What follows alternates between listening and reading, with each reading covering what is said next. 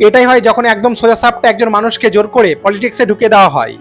মানে এমন একজনকে বিহারের হেলথ মিনিস্টার বানিয়ে দেওয়া হয়েছে যার হেলথ তো দূরের কথা, রাজনীতির সঙ্গে দূর দূর পর্যন্ত কোনো সম্পর্ক ছিল না।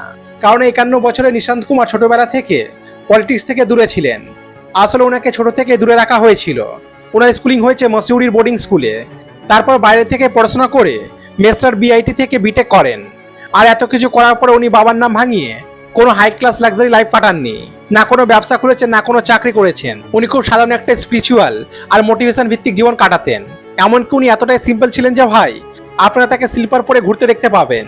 আর 2017 সালে উনি নিজেই বলেছিলেন যে আমার রাজনীতিতে দূর দূর পর্যন্ত কোনো ইন্টারেস্ট নেই। মানে রাজনীতি থেকে এতটাই দূরে ছিলেন যে ওনার স্টেটমেন্টগুলো এমন থাকতো। 25 के बिहार इलेक्शन में जेडीयू को 200।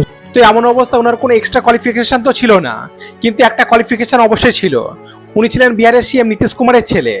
আর নীতিশ কুমারের উপরও চাপ ছিল, কারণ ওনার স্ত্রী আর ছিলেন না। আর নিশান্তি ছিলেন ওনার একমাত্র ছেলে। তাই রিটায়ার হওয়ার আগে কোথাও না কোথাও ওনাকে স্টেবল করতেই হতো।